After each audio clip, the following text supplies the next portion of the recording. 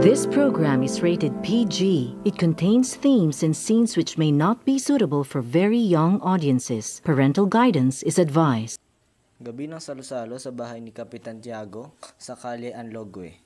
Maraming panauhin mula sa mataas na lipunan, mga praile, opisyal at kilalang tao sa Maynila.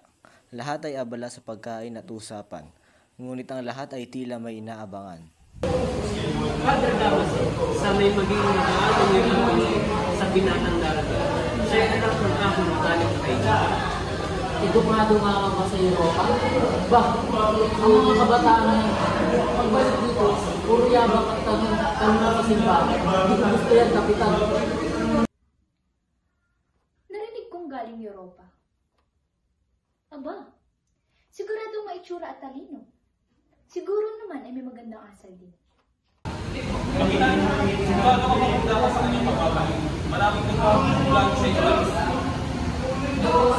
Habang patuloy ang salo-salo, si Padre Damaso ay hindi mapakali.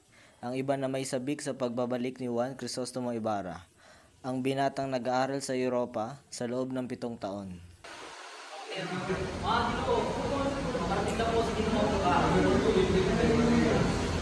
Hindi ko kailangan ng nasiyensya ng bata niya dito. Kung ako masusunod.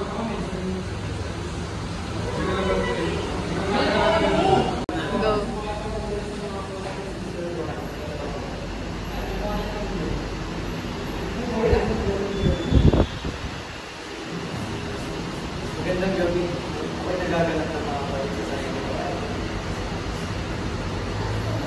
Isang biging na sa unang tingin ay masaya at marangya.